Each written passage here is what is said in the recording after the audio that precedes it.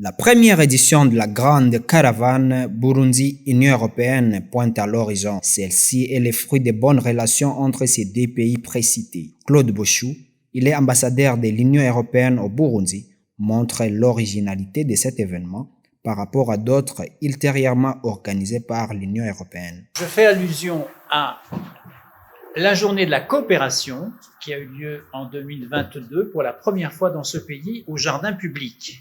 Donc là, qu'est-ce qu'on a fait? On a présenté au public essentiellement de Bujumbura et aux organisations impliquées, bénéficiaires, etc.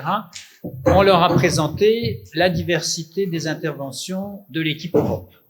Donc là, on s'adressait au grand public de Bujumbura. Ensuite, on a fait 2 éditions de la journée Résilience, où là, l'accent a été mis sur les programmes qui appartiennent au domaine de la résilience. Ce sont des programmes donc de soutien aux populations dans le domaine de l'énergie, de la santé, de l'environnement, de la nutrition, etc. Alors, ce qu'on a voulu faire cette fois-ci, c'est aller dans les provinces. Donc, vous voyez comment c'est complémentaire. On veut aller dans les provinces et saisir cette occasion de montrer ce qui se passe dans les provinces dans le cadre de la coopération Union européenne-Burundi, avec bien sûr les acteurs qui sont sur le terrain et qui mettent au jour le jour en œuvre ces programmes, mais aussi avec les autorités locales ou provinciales qui sont impliquées aussi. Et évidemment, les bénéficiaires quand il y en a. Et alors, on a trouvé original de nous associer avec un certain nombre de personnalités culturelles burundaises qui ont déjà fait ce genre d'effort d'aller voir sur place le résultat de ces programmes. Et vous les connaissez mieux que moi. Elles étaient d'ailleurs présentes à la journée du 9 mai, la journée de l'Europe. La diversité des activités prévues tout au long de la dite caravane, c'est ce qui lui donne l'aspect remarquable. Ce qui, me semble-t-il, est remarquable, c'est la diversité non seulement les thèmes qui sont abordés, puisque l'Union européenne, contrairement à d'autres bailleurs, peut-être intervient tous azimuts, je dirais, dans ces programmes d'appui.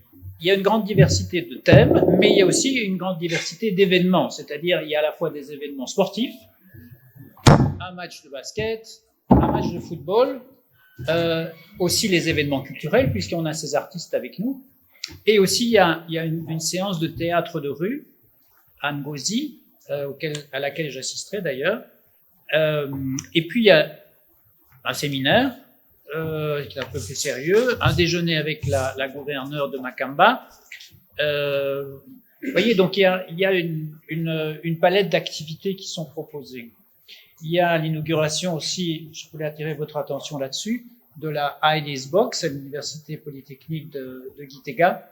C'est la 3e du pays, donc après celle de Ngozi et celle de Bujumbura, on va inaugurer cet espace. 7 provinces seront visitées du 21 au 26 août.